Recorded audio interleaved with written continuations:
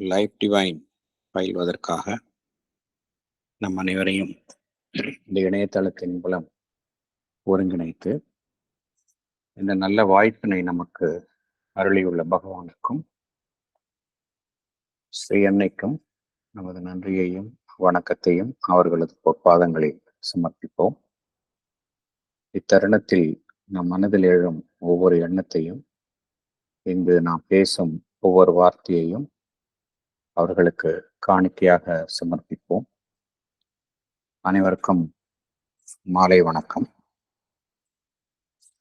நாம் இப்பொழுது life டிவைன்ல book 2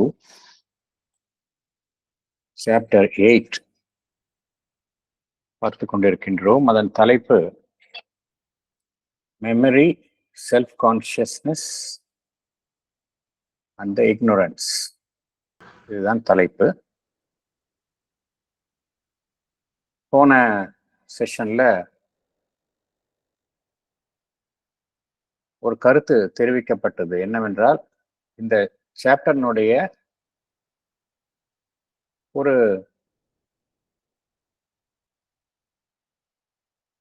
மேற்புறமான ஒரு பார்வை, இந்த சாப்டர்ல என்ன கூறப்பட உள்ளது என்பது குறித்த ஒரு மேற்புற பார்வை,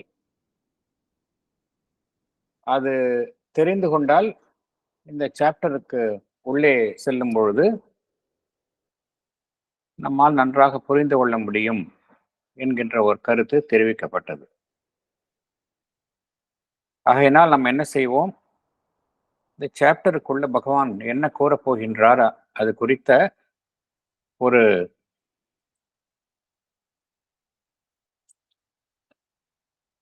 ஒரு குறுகிய பார்வை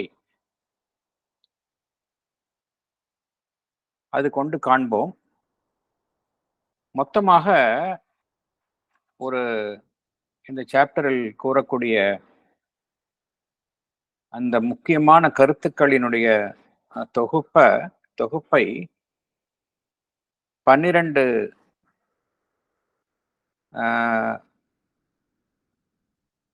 தலைப்புகளில் நாம் வகைப்படுத்தலாம்.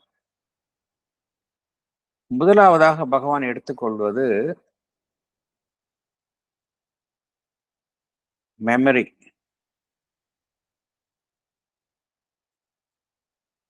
இந்த சாப்டர்ல நம்ம எது குறித்து பகவான் விளக்குகின்றார் என்றால், மனிதனுடைய இந்த மேற்புறத்தில் இருக்கக்கூடிய அந்த உணர்வு நிலை, சர்ஃபேஸ் கான்சியஸ்னஸ், அது எந்த வகையில் மனிதன் தற்பொழுது இருக்கக்கூடிய அறியாமை என்கின்ற நிலையுடன் தொடர்பு உடையது, அது குறித்து தான் பகவான் விளக்குகின்றார். அதுல மனிதனுடைய மேற்புற உணர்வு நிலையில முக்கியமான அங்கத்தை வகிப்பது மெமரி. இந்த மெமரி தான், ஞாபக சக்தி தான் ஒரு மனிதனுடைய பர்சனாலிட்டி, அதை உருவாக்குகின்றது என்பதை பார்க்கின்றோம். மனிதனுடைய உளவியல் ரீதியான அமைப்புக்கு அதுதான் அடிப்படையாக இருக்கின்றது. ஆனால் இந்த மெமரி என்பது இட் இஸ் ஒன்லி அந்த காலத்தினுடைய நிகழ்வுகள்ல, செயல்பாட்டில் அது ஒன்று பகுதி தான் என்பதையும் பார்க்கிறோம். It's only part of the process of time. ஆனால் எவையெல்லாம் இந்த காலத்தின் போக்கில் வெளிப்படுத்தப்படுகின்றனவோ அவைகளுக்கு பின்னால் ஒரு உண்மை இருக்கின்றது. அந்த உண்மைதான் தன்னை வெளிப்படுத்திக் கொள்கின்றது. ஆனால் இந்த வெளிப்பாட்டில் ஞாபகம் என்பது ஒரு அங்கம்தான். It is only a process. ஆகையினால ஒரு மனிதனுடைய மெமரி மாத்திரமே ஒரு மனிதனுடைய முழு ஆளுமை என்று கூறுவது அவ்வளவு பொருத்தம் அல்ல அப்படிங்கிறார். அப்படி என்றால் எது உண்மையிலேயே ஒரு மனிதன் என்று சொல்லும் பொழுது அவனுடைய ஞாபகம், அவன் வாழ்வு குறித்த ஞாபகங்களை நாம் நம்முடன் இணைத்து கூறுகின்றோம். நம்மை குறித்த அனைத்து ஞாபகங்களையும் குறித்த ஒட்டுமொத்த அமைப்பைத்தான் நாம் என்று கூறுகின்றோம். ஆனால் அது இல்லை அப்படிங்கிறார் பகவான். என்ன கூறுகின்றார்? இட் இஸ் அ செல்ஃப், புருஷா, அதுதான் உண்மையிலேயே மனிதன். இன்னும் சற்று மேம்போக்காக பார்த்தால், மேற்புறத்தில் காணப்படும் அவனுடைய மனிதன் மனோமயம், அதுதான் அந்த மனிதனுடைய ஒரு மேற்புறத்தில் செயல்படும் ஒரு ஆளுமையாக காணப்படுகின்றது. அடுத்தது பகவான் கூறுவது 2 வகையான மெமரி, 2 டைப்ஸ் ஆஃப் மெமரி. ஒன்று, இந்த மெமரி என்ன செய்கின்றது, ஞாபகம் என்ன செய்கின்றது, தன்னை குறித்த அந்த மனிதனை, ஒரு மனிதனை குறித்த அந்த நிகழ்வுகளை அந்த மனிதனோடு சம்பந்தப்படுத்திக் கொள்கின்றது. ஒரு மனிதன் எவ்வாறு கடந்த காலத்தில் இருந்தான், அவன் தற்காலத்தில் எவ்வாறு இருக்கின்றான், இதன் அடிப்படையில் எதிர்காலத்தில் அந்த மனிதன் எவ்வாறு இருக்கப் போகின்றான், நான் எவ்வாறு இருந்தேன், எவ்வாறு இருக்கின்றேன், எவ்வாறு இருக்கப் போகின்றேன், இதுல அந்த கன்சர்ன் பர்சன் அதனுடன் சம்பந்தப்பட்டதாக இருக்கக்கூடிய ஒரு செயல்பாடு. அந்த மெமரி எப்படி செயல்படுகின்றது என்றால் 2 வகையாக செயல்படுகின்றது. முதலாவதாக அந்த தனிப்பட்ட மனிதனுடன் சம்பந்தப்படுத்தப்பட்டு செயல்படுகின்றது. இரண்டாவது, அந்த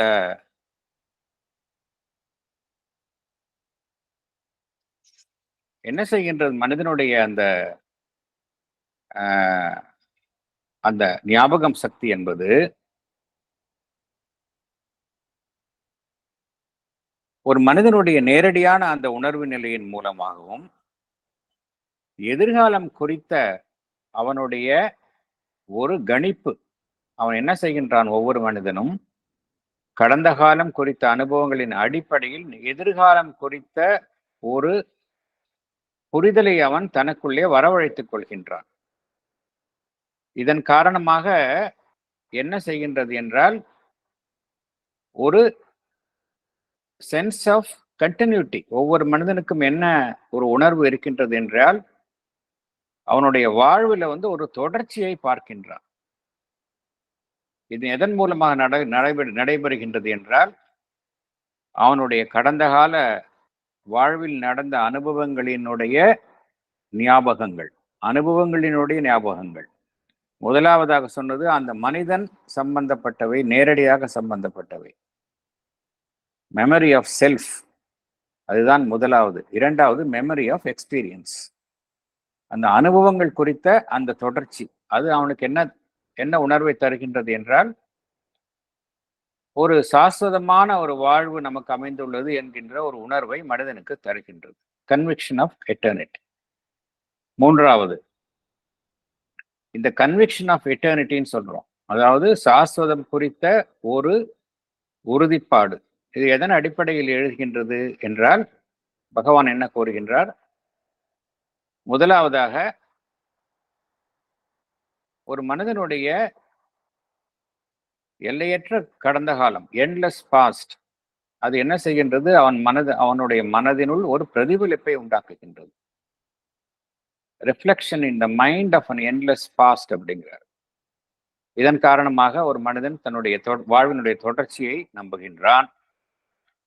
அடுத்தது, அவனுக்கு ஒருவித ஞானத்தின் மூலமாக அவனுடைய ஜீவனினுடைய ஆழத்தில் இருந்து கிடைக்கக்கூடிய ஞானத்தின் மூலமாக அவன் தன்னுடைய அந்த சாஸ்வத தன்மையை உணர்கின்றான். அல்லது இந்த எதிர்காலத்தில் நம்முடைய வாழ்வு நீட்டிப்பு என்பது ஒரு மனிதனுக்கு எத்தகைய உணர்வாக கூட இருக்கலாம் என்றால், அது ஒரு மனதினுடைய ஒரு பிழையாக கூட இருக்கலாம், ஹலூசினேஷனாக கூட இருக்கலாம் அப்படிங்கிறார் பகவான். ஏன்னா எதிர்காலத்தில் என்ன நடக்கப் போகின்றது என்பதை நாம் ஓரளவு, எப்படி கனவுல ஒன்றை கற்பனை செய்கின்றோமோ, கனவில் காட்சிகள் தெரிகின்றனவோ, அது கனவு முடிந்தவுடன் அந்த காட்சி மறைந்து விடுகின்றது. அதே போல எதிர்காலத்தை குறித்த ஒரு படம் நம் மனதுக்குள் ஓடுகின்றது. அது ஒரு ஹலூசினேஷனாக கூட இருக்கலாம். அடுத்தது என்ன பகவான் கூறுகின்றார்? மனிதன் தன்னை சுற்றி காணும் இந்த பிரபஞ்சம், இயற்கை, இதுல எல்லாம் எதை பார்க்கின்றான் என்றால், ஒரு சாஸ்வத தன்மையை பார்க்கின்றான்.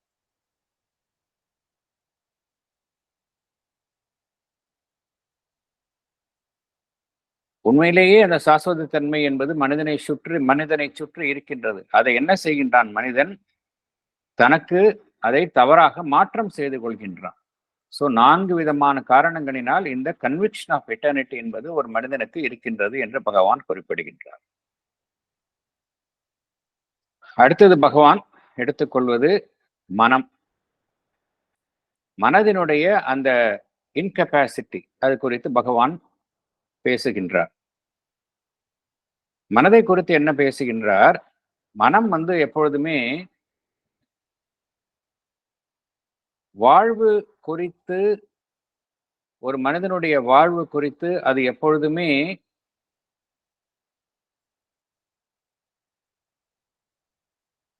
ஒரு ஊகிக்கத்தான் செய்யும். தொடர்ச்சியான ஒரு ஊகிக்கும் செயலை தான் மனம் செய்கின்றது. எண்ட்லெஸ் ஸ்பெகுலேஷன் அப்படிங்கிறார். மனம் என்ன செய்கின்றது? It engages it self in endless speculation about things. ஒரு மனிதனுடைய உணர்வு நிலை, அவனுடைய உடலின் அழிவிற்கு பின்னால் நிலைத்து நிற்குமா, அல்லது ஒரு மனிதனுடைய உடல் அழிந்தவுடன் அவனுடைய உணர்வு நிலையும் அழிந்து விடுமா என்பது குறித்தெல்லாம் இந்த மனம் என்ன செய்கின்றது? ஒரு ஊகிக்கும் செயலை தான் செய்கின்றதை ஒழிய அதனால் உண்மையான அந்த அந்த ரியல் ட்ரூத் அதை கண்டறிய முடிவது இல்லை. ஆகையினால் பகவான் என்ன கூறுகின்றார்? எல்லாமே நம்பிக்கையின் அடிப்படையில் தான் நடைபெறுகின்றது அப்படிங்கிறார். மார்டாலிட்டி, ஒரு மனிதனுடைய இறப்பு என்பதும் ஒரு நம்பிக்கை தான், மனிதனுடைய சாஸ்வத தன்மை என்பதும் ஒரு நம்பிக்கை தான் என்று பகவான் குறிப்பிடுகின்றார். மனிதன் இறப்பிற்கும் பின்னாலும் இருக்கக்கூடும் என்பதை மனிதனுடைய மனதினால் நிரூபிக்க முடிவதில்லை. ஆனால் அதுவும் உண்மையாக கூட இருக்கலாம் அப்படிங்கிறார் பகவான். இது மனிதனுடைய இன்கெப்பாசிட்டி ஆஃப் த மைண்ட். அதாவது ஒரு ஸ்டேஜுக்கு மேல என்ன நடக்க போகுது அப்படிங்கிறத மனிதனுடைய மனதினால் அறிந்து கொள்ள முடிவது இல்லை. இது ஒரு பகவான் கூறக்கூடிய ஒரு கருத்து. அடுத்தது பகவான் 2 விதமான புதிர்களை கூறுகின்றார். என்ன புதிர்கள் என்றால்,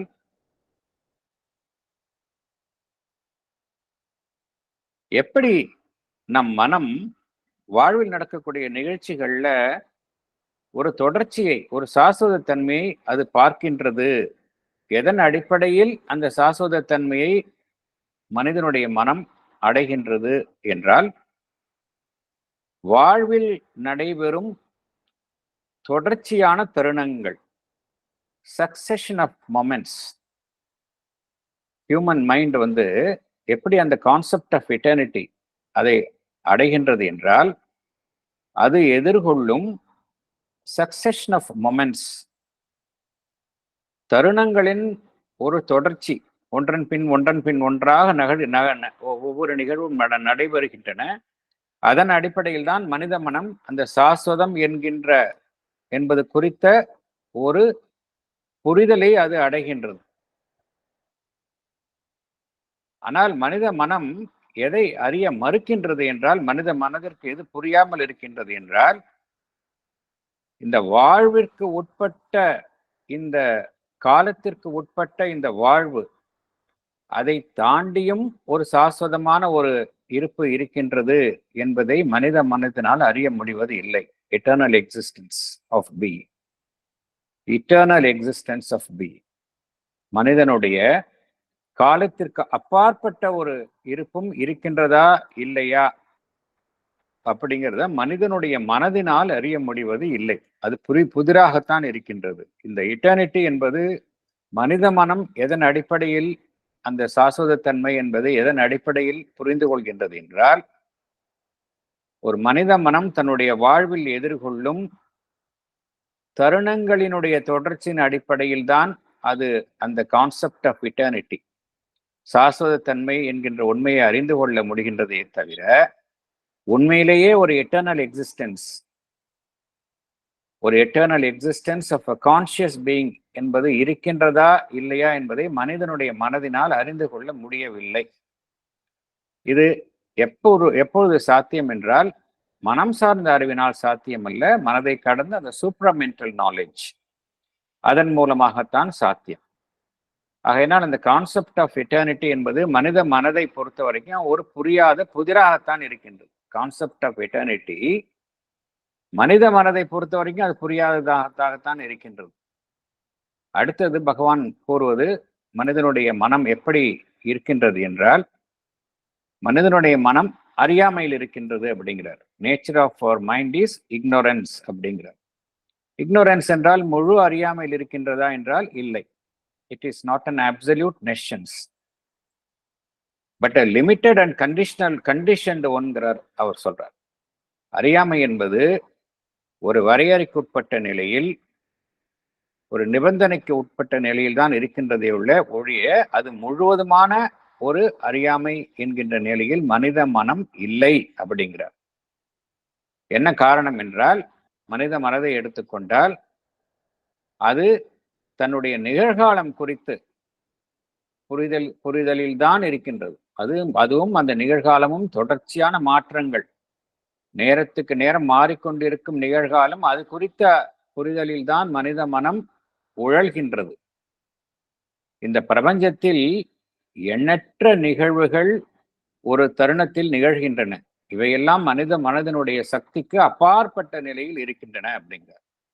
ஆகினால் மனித மனதை எடுத்துக்கொண்டால் அது ஒரு அரைகுறையான ஒரு புரிதலில் தான் இருக்கின்றது, ஞானத்தில் தான் இருக்கின்றது அப்படிங்கிறார். அடுத்த கருத்து பகவான் எடுத்துக்கொள்வது power of self knowledge. Power of self knowledge அப்படிங்கிறது என்ன அப்படின்னா, அது எங்க இருக்கின்றது? The power of self knowledge அப்படிங்கிறது மனதை கடந்த நிலையில் இருக்கின்றது. தன்னை குறித்த அந்த முழு ஞானம், அதனுடைய சக்தி என்பது மனதை கடந்த நிலையில் இருக்கின்றது. அதனுடைய விசேஷமான அம்சம் என்னவென்று பார்த்தால், அதனுடைய பார்வை பார்த்தோம் அப்படின்னா, மனிதனுடைய மனத்தினுடைய பார்வை போல நிகழ்காலம் குறித்த ஒரு பார்வை மாத்திரம் அல்ல. மனிதனுடைய மனம் எவ்வாறு இருக்கின்றது? நிகழ்காலம் குறித்த பார்வை, கடந்த காலம் குறித்த தன்னுடைய ஞாபகத்தின் அடிப்படையில் அமைந்துள்ள ஒரு அரைகுறையான பார்வை, எதிர்காலம் குறித்த முற்றிலுமான ஒரு பார்வையற்ற தன்மை, இப்படிதான் மனிதனுடைய மனம் இருக்கின்றது. ஆனால் அந்த self knowledge, power of self knowledge என்பது எப்படி இருக்கின்றது என்றால், அதனுடைய பார்வை ஒரு ஒட்டுமொத்த பார்வையாக இருக்கின்றது. இன்டெக்ரல் விஷன் அப்படிங்கிறாங்க. அந்த இன்டெக்ரல் விஷன் என்ன அர்த்தம் அப்படின்னா, ஏக காலத்துல அது தன்னுடைய கடந்த காலம், நிகழ்காலம், எதிர்காலம் இது குறித்த அந்த பார்வை அதுக்கு இருக்கின்றது. திரிகால திருஷ்டி என்று கூறுவார்கள் இல்லையா? அது இருக்கின்றது. அதுதான் பவர் ஆஃப் செல்ஃப் நாலேஜ். இது எங்க இருக்கின்றது? மனிதனுடைய மனதை கடந்த நிலையில் இருக்கின்றது. மனிதனுடைய மனம் என்கிற நிலைக்கு அப்பாற்பட்ட நிலையில் இருக்கின்றது. பகவான் என்ன கூறுகின்றார்? 2 விதமான உணர்வு நிலையினுடைய சக்திகள் செயல்படுகின்றன மனிதனுடைய மனதிற்கு அப்பாற்பட்ட நிலையில் அப்படிங்கிறார். 2 விதமான உணர்வு நிலையின் சக்திகள் அப்படிங்கிறார். அது என்ன உணர்வு நிலையினுடைய சக்திகள் என்றால், ஒன்று நாலேஜ், மற்றொன்று இக்னோரன்ஸ். வித்யா, அவித்யா. இது ரெண்டுமே பார்த்தோம் அப்படின்னா எதிரெதிரான அம்சங்கள் கிடையாது. இது ரெண்டுமே பார்த்தோம் அப்படின்னா இரண்டு எதிரெதிரான அம்சங்கள் கிடையாது. இரண்டுமே ஒரே அந்த கான்சியஸ் பீயிங், அதனுடைய செயல்பாடுகள். 2 ஆக்ஷன்ஸ் ஆஃப் 1 பீயிங். எப்படி அந்த 2 ஆக்ஷன்ஸ் எப்படி செயல்படுகின்றது? வித்யா என்பது காலத்தை கடந்த நிலையில் இருக்கக்கூடிய அந்த ஏகமான ஒருமை நிலை, டைம்லெஸ் செல்ஃப். அவித்யா என்பது காலத்திற்கு உட்பட்ட ஒரு அரைகுறையான ஒரு பார்வையுடைய ஒரு நிலை, partial and superficial view of time. So Bhagavan என்ன கூறுகின்றார்? இந்த மனிதனுடைய மனம் என்கின்ற உணர்வு நிலைக்கு அப்பாற்பட்ட நிலையில் அந்த இரண்டுமே அந்த நிலையில் இருக்கின்றன. வித்யா அண்ட் அவித்யா இரண்டுமே இருக்கின்றன. இந்த வித்யா என்பது காலத்திற்கு அப்பாற்பட்ட நிலையில் செயல்படுகின்றது, அவித்யா என்பது காலத்திற்கு உட்பட்ட நிலையில் செயல்படுகின்றது. வித்யா என்பது நாலேஜ் ஆஃப் ஒன்னஸ், அவித்யா என்பது நாலேஜ் ஆஃப் மல்டிப்ளிசிட்டி. இது எங்க இருக்கின்றது என்றால் எதிரெதிரான அம்சங்களாக இல்லை, ஒரே இரண்டு சக்திகள் ஒரே ஒரே ஜீவனுடைய அம்சங்களாக இருக்கின்றன. Two actions of one being அப்படிங்கிறார். அப்புறம் பகவான் என்ன கூறுகின்றார்? there is only one conscious existence அப்படிங்கிறார். there is only one conscious existence. பகவான் இந்த வேதாந்தத்தினுடைய அடிப்படை கோட்பாட்டிலிருந்து பகவான் இந்த கருத்தை வெளிப்படுத்துகின்றார். என்ன கூறுகின்றார்? நாம் ஒரு இரட்டை நிலையில் இருக்கக்கூடிய அமைப்புகள் கிடையாது அப்படிங்கிறார். there is no complete separation between knowledge and ignorance. அப்படி கிடையாது. there is only one conscious existence. ஒன்று கான்சியஸ் ஆஃப் மனம் என்கின்ற one is conscient, the other is super conscient to mind அப்படிங்கிறார். பகவான் என்ன கூறுகின்றார்? there is one conscious existence அப்படிங்கிறார். இங்க பகவான் கூறுவது அறியாமைக்கு உட்பட்ட ஒரு அமைப்பு ஒரு புறமாகவும், அறியாமையிலிருந்து விடுபட்ட ஒரு அமைப்பு என்கின்ற நிலை மற்றொரு நிலையிலும் இல்லை அப்படிங்கிறார். there is only one conscious existence தான் இருக்குது. நான் எல்லாரும் நினைக்கிற மாதிரி நம்ம ஒரு டியூவல் பீயிங் கிடையாது. அந்த நாலேஜ் ஒரு புறம், நாலேஜ் ஆஃப் ஒன்னஸ் நம்மை கடந்த நிலையிலும் நம்ம அறியாமையிலும் இருப்பது என்பது கிடையாது. there is only one conscious existence அப்படிங்கிறார். ஆனா அந்த ஒரே கான்சியஸ் எக்ஸிஸ்டன்ஸ் தான் இரண்டு விதமான உணர்வு நிலைகள் செயல்படுகின்றன அப்படிங்கிறார். ஒன்று மனம் சார்ந்த உணர்வு நிலை, இரண்டாவது மனத்தை கடந்த அந்த உணர்வு நிலை. One is conscient, another is super conscient mind. ஒன்று மனம் சார்ந்தது, மற்றொன்று மனதை கடந்த உணர்வு நிலை. இதுதான் உண்மை என்று பகவான் குறிப்பிடுகின்றார். அடுத்தது பகவான் என்ன குறிப்பிடுகின்றார்? பிரம்மன் குறித்து பகவான் குறிப்பிடுகின்றார். பிரம்மன் எப்படி இருக்கின்றது? நம்ம ஏற்கனவே பார்த்தோம், ஒரே கான்சியஸ் எக்ஸிஸ்டன்ஸ் தான் பார்த்தோம். அந்த வித்யா அண்ட் அவித்யா ஒரே நிலையில் இருந்துதான் தோன்றுகின்றன அப்படிங்கிறதையும் பார்த்தோம். So Brahman it is a being both with knowledge and ignorance. அங்க நாலேஜ் ஆஃப் ஒன்னஸும் இருக்குது, நாலேஜ் ஆஃப் மல்டிப்ளிசிட்டியும் இருக்கின்றது. அதுதான் பிரம்மனினுடைய அடிப்படை அம்சமாக பகவான் விளக்குகின்றார். நாலேஜ் அப்படின்னா நாலேஜ் ஆஃப் ஒன்னஸ். அது எது குறித்த நிலையில் இருக்கின்றது? காலத்தை கடந்த நிலையில் இருக்கின்றது, டைம்லெஸ் செல்ஃப்ல இருக்கு. இக்னோரன்ஸ் அப்படின்னா எப்படி அர்த்தம்?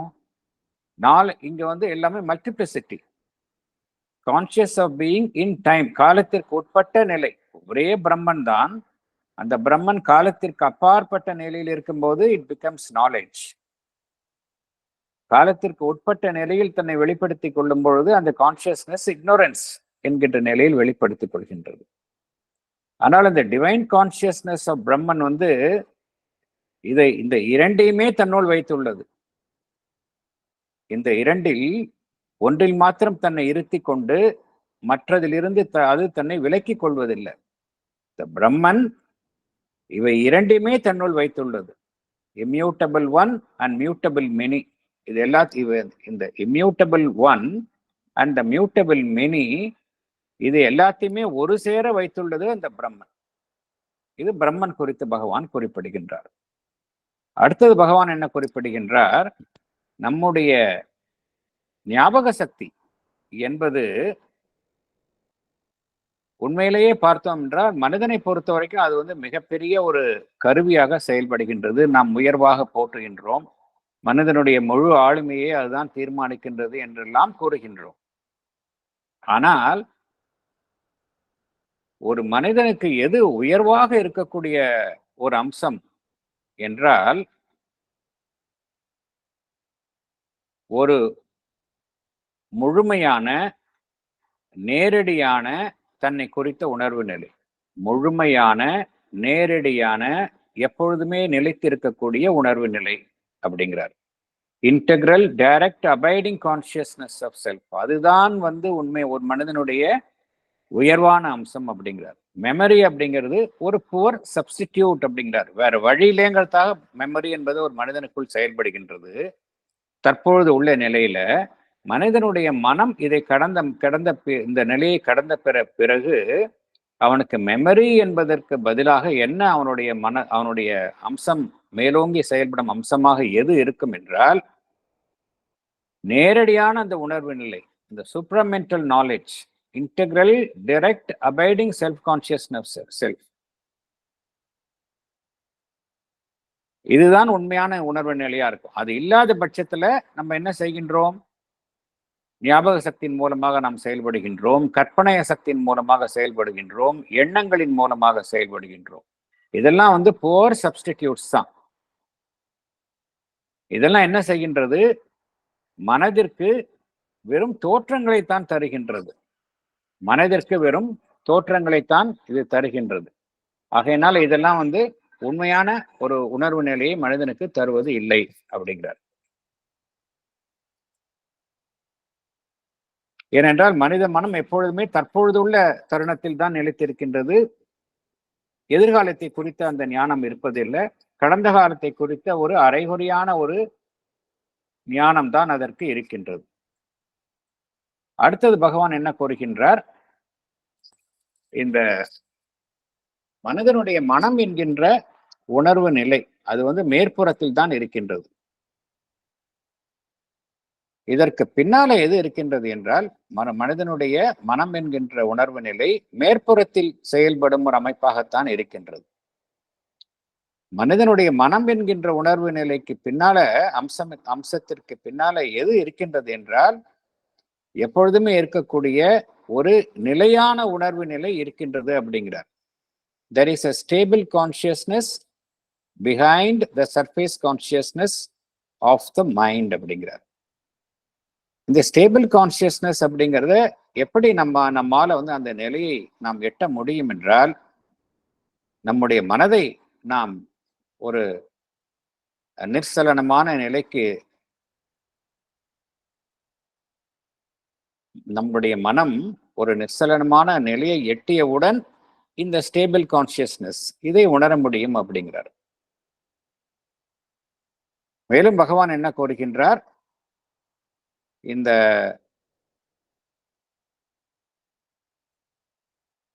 ஒரு சாஸ்வதமான பொருள், eternal self,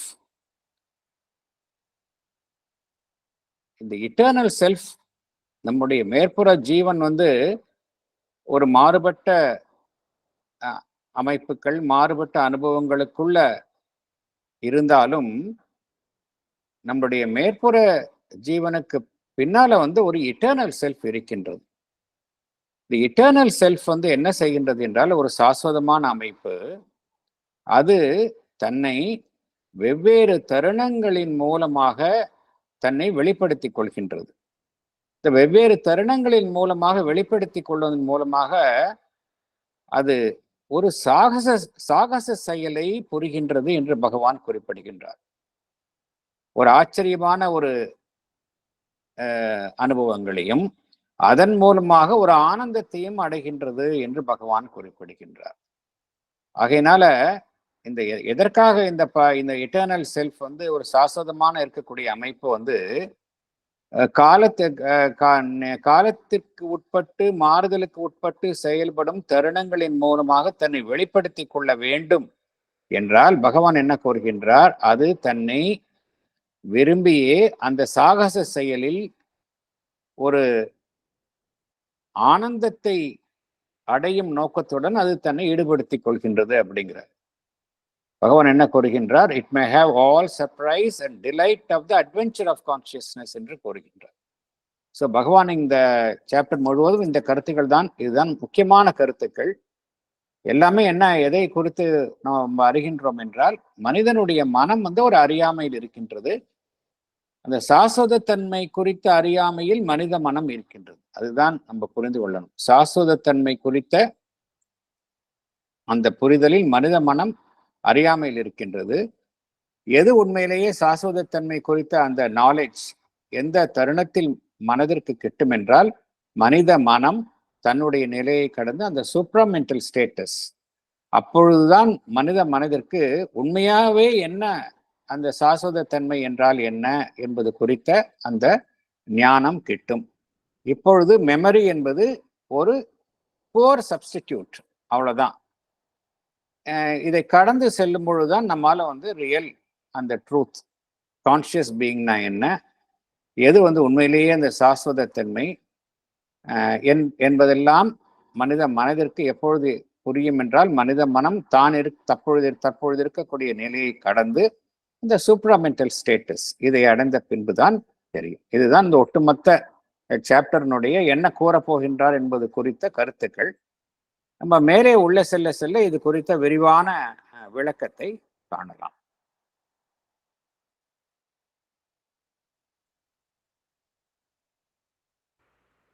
Thanks, sir. Thank you very much. Course இது கூட நம்மளுக்கு ஹேசியா தான் இருக்கும். என்னன்னா பகவான் நிறைய கருத்துக்களை சொல்றதுனால எல்லாமே ஆழமான கருத்துக்கள். அது நம்ம அது உள்ள செல்லும் பொழுதுதான் நமக்கு ஓரளவு அப்படியே மனம் மெல்ல மெல்ல தான் அதை உள்ள வாங்கி ஜீரணிக்க முடியும். அது ஈஸியாக அது மேம்போக்கில் புரியாது. அப்படியே உள்ள வாங்கி வாங்கி அது இது பண்ணும் பொழுதுதான் மெல்ல மெல்ல மெல்ல தான் அந்த உண்மைகள் நமக்கு ஒவ்வொருவருடைய இது ஒவ்வொருவருக்கும் அவங்களுடைய புரிதலை பொறுத்து மாறுபடும். அதனால நம்ம we should keep on trying, அவ்வளவுதான். இதுல இப்போ நம்ம உள்ள போகலாம். நம்ம பேராகிராஃப் 4 அதுல இருந்து உள்ள போகலாம்.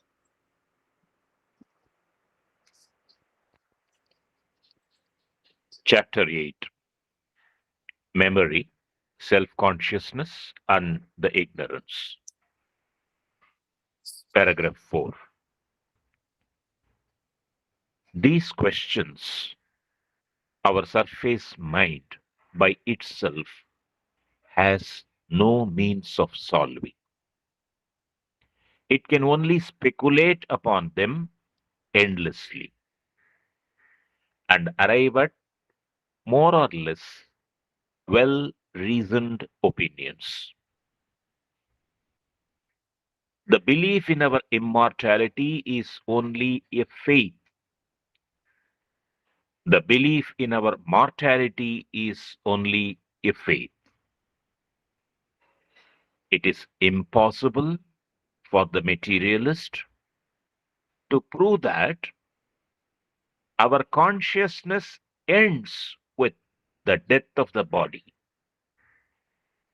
For he may indeed show that there is as yet no convincing proof that anything in us consciously survives, but equally there is, and there can be, in the nature of things, no proof that our conscious self does not outlast the physical dissolution.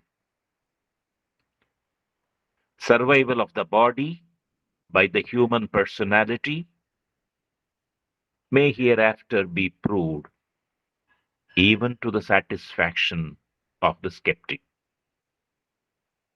But even then, what will be established will only be a greater continuity and not the eternity of the conscious being. Thank you. Thank you. Thank you. Explanation. Can I read, sir? Yeah, please. Explanation.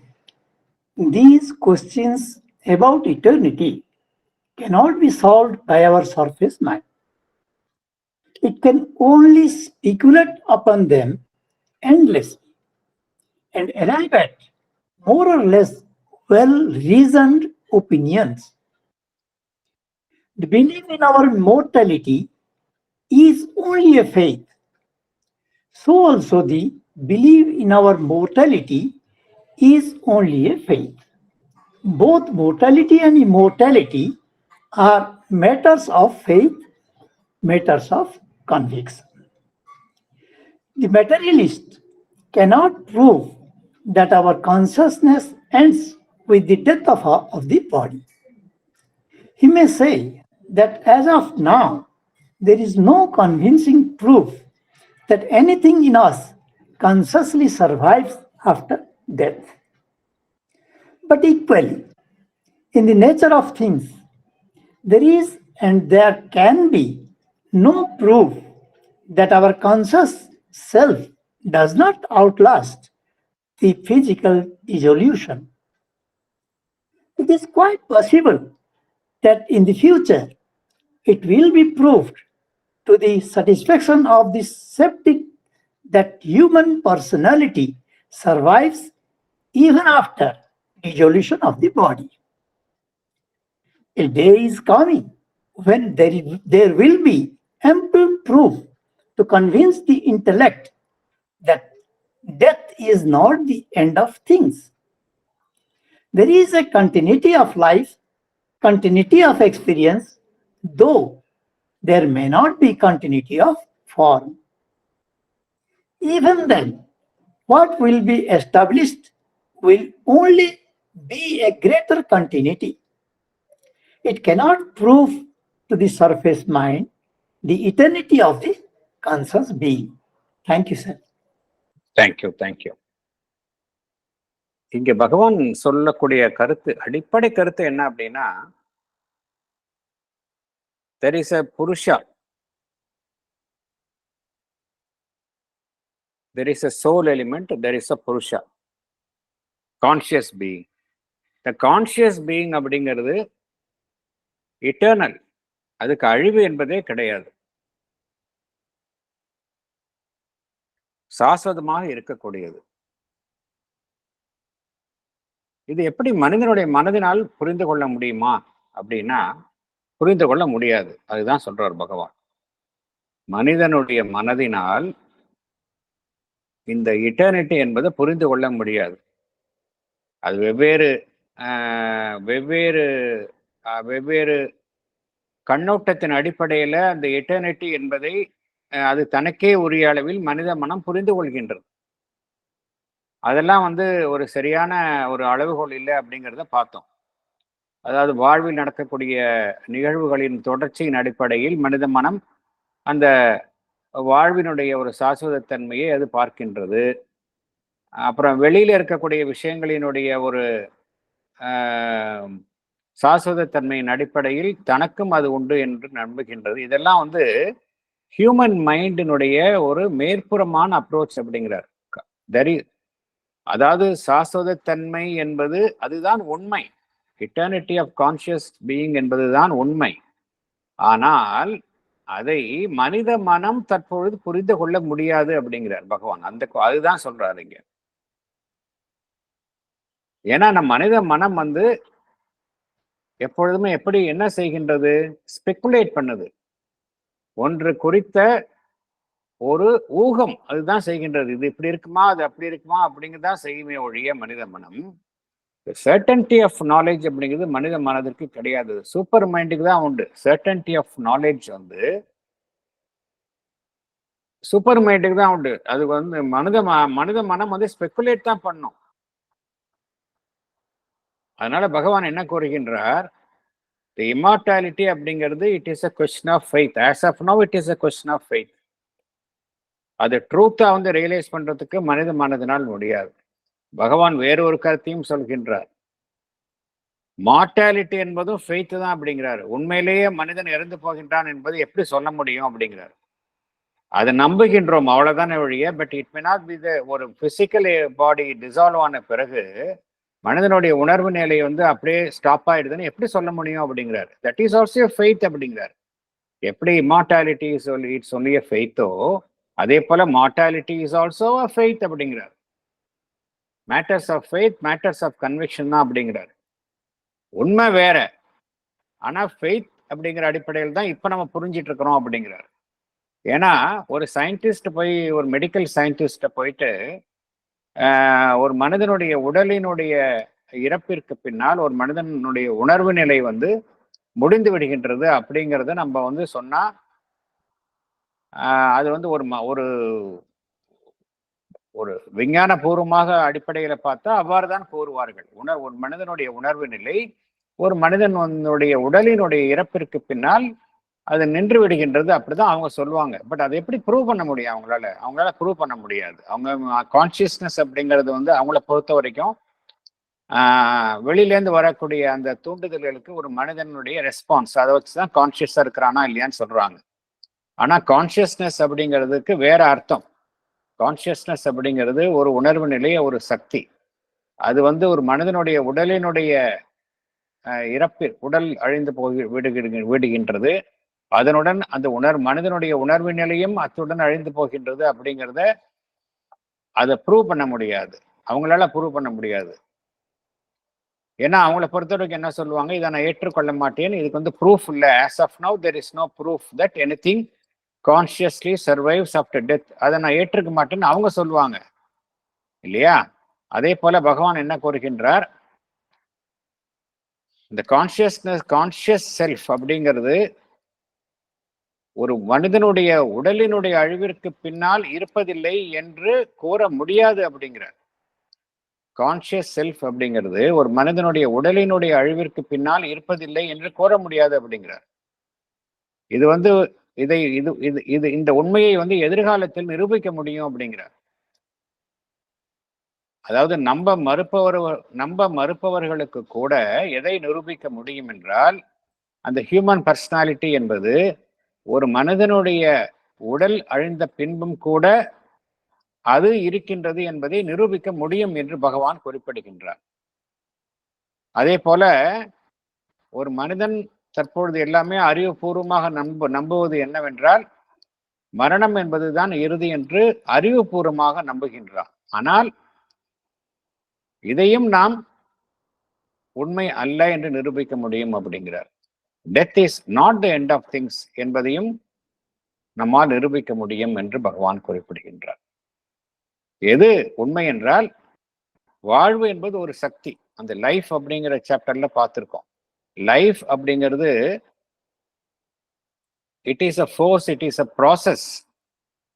Death என்ன செய்கின்றது? Death is a process by which life renews itself அப்படிங்கிறதையும் பார்த்திருக்கோம். Death is a process by which life renews itself. Life வந்து எப்படின்னா, லைஃப்ல வந்து எப்பொழுதுமே வெளியில இருக்கிற ஃபோர்ஸஸுக்கும் உள்ள இருக்கிற ஒரு மனிதனுடைய உடல்ல இருக்கிற ஃபோர்ஸஸ்க்கும் இடையில எப்பொழுதுமே அந்த எக்ஸ்சேஞ்ச், யூனிவர்சல் வைட்டல் ஃபோர்ஸஸ்க்கும் உள்ள இருக்கிற ஃபோர்ஸஸ்க்கும் இடையில எக்ஸ்சேஞ்ச் நடந்துகிட்டே இருக்கும். இந்த பேலன்ஸ் வந்து இருக்கிற வரைக்கும், as long as a balance is intact, ஒரு மனிதனுடைய உடல் வந்து நல்ல ஆரோக்கியத்துடன் இருக்கும். எப்பொழுது ஒரு மனிதனுடைய அந்த பிசிக்கல் பாடிக்கும் பிராணமய சக்திக்கும் இடையில இம்பேலன்ஸ், பிசிக்கல் பாடிக்கும் இந்த மெட்டீரியல் பாடிக்கும் உள்ள இருக்கக்கூடிய அந்த பிராணமய சக்திக்கும் இடையில இம்பேலன்ஸ் வந்தது அப்படின்னா என்ன நடைபெறும் என்றால், இந்த உடல் என்பது அழிய துவங்கிவிடும் அப்படிங்கிறாங்க. இந்த உடல் என்பது என்கின்ற மேட்டர் வந்து அழிய துவங்கிவிடும். அதனால் மரணம் என்பது நிகழ்கின்றது. ஆனால் நிகழ்ந்தாலும் கூட அந்த வாழ்வு என்கின்ற சக்தி என்பது என்ன செய்கின்றது? வேறொரு உடலின் மூலமாக தன்னுடைய செயல்பாட்டை நடத்துகின்றது அப்படிங்கிறத நம்ம பார்த்திருக்கோம். லைஃப் டிவைன்ல இந்த லைஃப் அப்படிங்கிறத எசன்ஸ் ஆஃப் லைஃப் அப்படிங்கிறதுல பார்த்திருக்கோம். லைஃப் அப்படிங்கிறது என்ன அப்படின்னா, ஃபுல்லாவே இட்ஸ் அ கான்சியஸ்னஸ் ஃபோர்ஸ். அதுதான் லைஃப் அப்படிங்கிறது. லைஃப் அப்படின்னா it's not breathing and beating of heart, it is a consciousness force. அது உடலை ஒரு சாதனமாக எடுத்துக்கொண்டு இட் கண்டினியூஸ் இட்ஸ் ப்ராசஸ். ஒரு உடல் இல்லைன்னா நெக்ஸ்ட் உடல், ஒரு உடல் அழிவிற்கு பின்னால் அது என்ன செய்கின்றது? வேறொரு உடலின் மூலமாக அதனுடைய ப்ராசஸ் கண்டினியூ ஆகுது அப்படிங்கிறத பார்த்திருக்கோம். ஸோ இதுதான் உண்மை. ஆனா இந்த மனிதனுடைய இந்த உண்மைகளின் மூலமாக என்ன, மனிதனுடைய மனம் வந்து எதை உணர முடியும் என்றால், as long as மனிதன் என்பவன் மனம் என்கின்ற நிலையிலிருந்து இதையெல்லாம் பார்த்தோம் என்றால், ஈவன் எதை உணர முடியும்? இத்தகைய உண்மைகளை எல்லாம் கூட அவன் அறிந்து கொண்டால் எதை உணர முடியும் என்றால், மனிதனுடைய பிறப்பு இறப்பு என்கின்ற கட்டத்தையும் தாண்டிய ஒரு தொடர்ச்சி என்பது ஒன்று இருக்கின்றது என்பதை ஒரு மனித மனம் உணர முடியும். இருந்தாலும் ரியல் சாஸ்வதத்தன்மை, அந்த அழியாத்தன்மை, eternity of the conscious being என்பதை மனித மனம் உணர முடியாது அப்படிங்கிறார். மனித மனம் இதெல்லாம் பண்ணினா கூட மனித மனதினால் ஒரு கிரேட்டர் கண்டினியூட்டி தான் உணர்ந்து கொள்ள முடியுமே தவிர real eternity of the conscious being அப்படிங்கிறது மனித மனதிற்கு அந்த நாலேஜ் கிடையாது அப்படிங்கிறார். That knowledge only is with a super mind அப்படிங்கிறார் பகவான். Yes madam.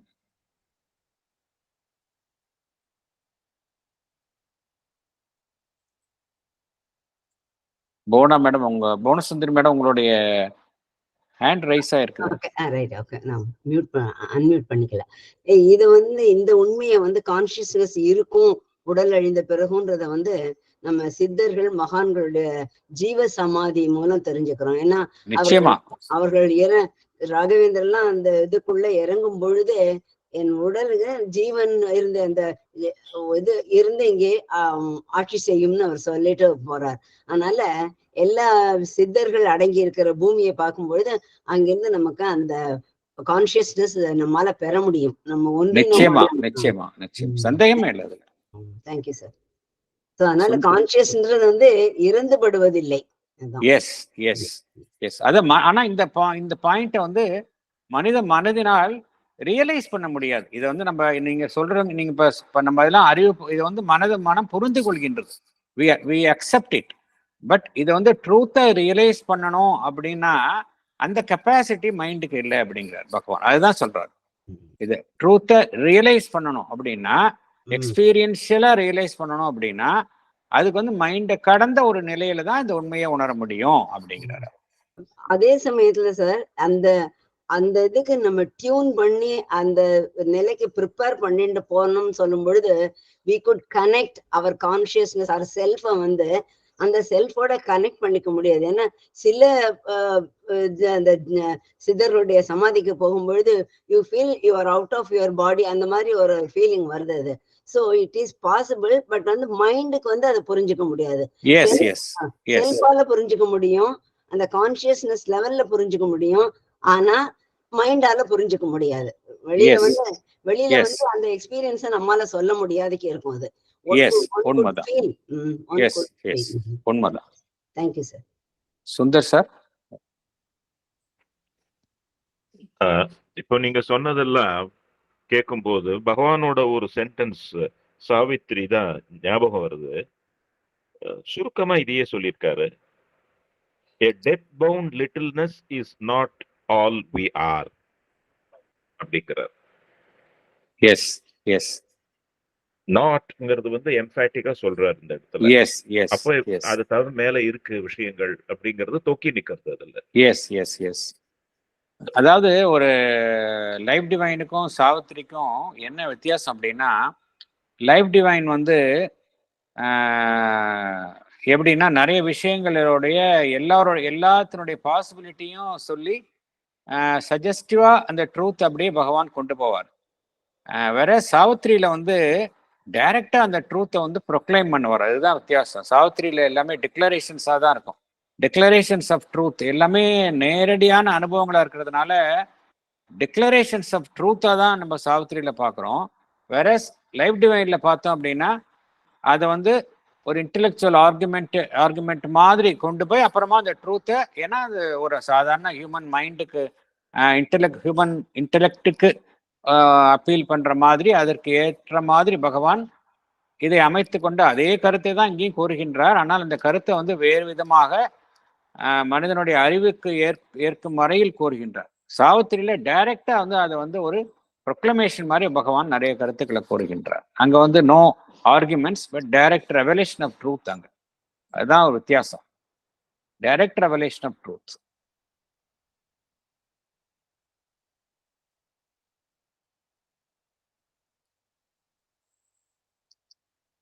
அடுத்தது போகலாம்.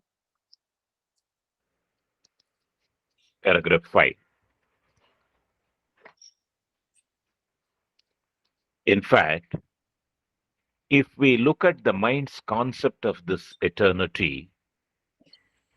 we see that it comes only to a continuous succession of moments of being in an eternal time. Therefore, it is time that is eternal, and not the continuously momentary consciousness being. But on the other hand, there is nothing in mind evidence to show that eternal time really exists, or that time itself is anything more than the conscious being's way of looking at some uninterrupted continuity, or it may be eternity of existence as an indivisible flow, which it conceptually measures by the successions and simultaneities of the experiences through which alone that existence is represented to it. Thank you. Explanation. படிக்கட்டுமாங்க sir? Yes, madam. Our mind experiences a continuous succession of moments of being in an eternal time. In one moment, some event happens, and in the next moment, some other event happens, and so on. This succession is the basis of the mind's concept of eternity. Therefore, it appears that it is time that is eternal and not the continuously momentary conscious being, because its status keeps changing. But there is no evidence to show to the mind that eternal time really exists, because the mind is ignorant and lives in time itself. Time itself is nothing but the unconscious being's But the way. conscious, But the conscious being's way of looking at some uninterrupted continuity. For example, when someone says, I was staying in a particular city from the year 2000 to 2020, he is viewing that time period as a continuity. Time is only our mental projection through which we see events of our life in a sequence. There is nothing to show that time is something more than that, or it may be that our mind perceives the eternity of existence as an indivisible flow. It conceptually measures this flow by the successions and simultaneities of the experiences. Only through such experiences, existence is represented to the mind. We perceive our existence only through our experiences in our life. Such experiences may be successive or simultaneous. Thank you, sir. Thank you. Thank you. சொல்ல பகவான் இதுல என்ன இது குறித்து கூறுகின்றார் என்றால், மனம் வந்து இந்த எட்டர்னிட்டி அப்படிங்கிறது எப்படி புரிஞ்சுக்குது அப்படிங்கிறது தான் சொல்றோம். நம்ம எட்டர்னிட்டி அப்படிங்கிற வார்த்தை வந்து நம்ம ரொம்ப அடிக்கடி உபயோகிக்கின்றோம், கேட்கிறோம். இட்டர்னிட்டி அப்படிங்கிறது வந்து நம்ம ஸ்பிரிச்சுவல் புக்ஸ் படிக்கிறோம், சாஸ்வத தன்மை அப்படிங்கிறோம். உண்மையிலேயே எட்டர்னிட்டி அப்படிங்கிறது என்ன அப்படிங்கிறத நம்மால வந்து அனுபவபூர்வமா உணர முடியுமா என்றால் இல்லை என்பதுதான் உண்மை. அதை பத்தி தெரிஞ்சிருக்கிறோம், அவ்வளவுதான். இட்டர்னிட்டின்னா அதுக்கு வந்து நோ பிகினிங் நோ எண்ட், அதுதான் இட்டர்னிட்டி அப்படின்னு ஒரு இன்டெலெக்சுவல் லெவல்ல தெரிஞ்சு வச்சுட்டு இருக்கோம். இதை என்ன இந்த இந்த புரிதலை நாம் என்ன செய்கின்றோம், நம் வாழ்விலும் நாம் இதை செயல்படுத்துகின்றோம். எப்படி என்றால்,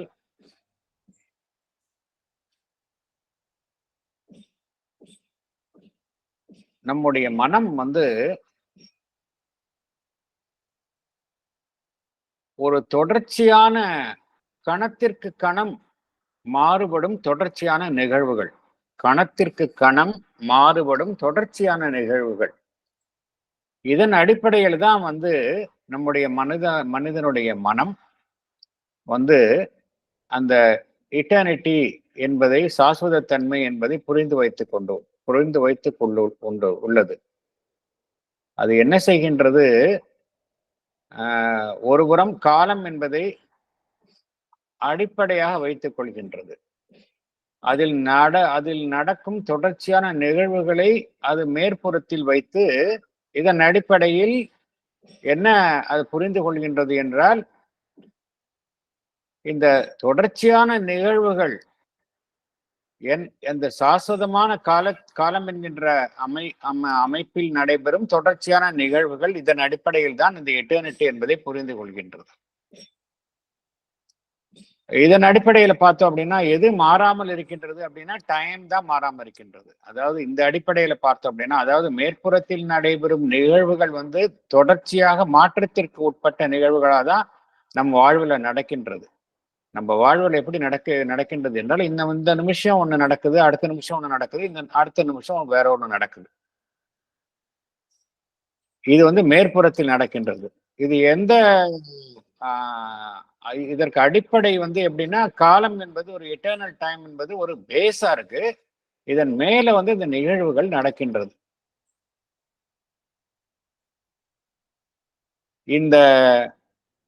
இதன் அடிப்படையில் தான் மனித மனம் என்ன செய்கின்றது?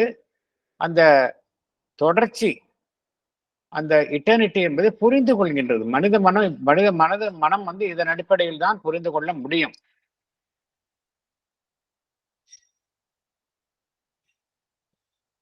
இதுல என்ன பகவான் கூறுகின்றார் என்றால், இதன் அடிப்படையில் இது நம்ம பார்த்தோம் என்றால், எது சாஸ்வதமான அமைப்பாக இங்கு காணப்படுகின்றது என்றால், காலம் என்பதுதான் சாஸ்வதமான அமைப்பாக காணப்படுகின்றது, நிலையான அமைப்பாக காணப்படுகின்றது. இந்த மேலே நடைபெறும் தொடர்ச்சியான நிகழ்வுகள் வந்து, ஏன்னா அது தோன்றி மறையக்கூடியதாக இருக்கின்றன, அது சாஸ்வதமான அமைப்பாக நம்ம எடுத்துக்கொள்ள முடியாது.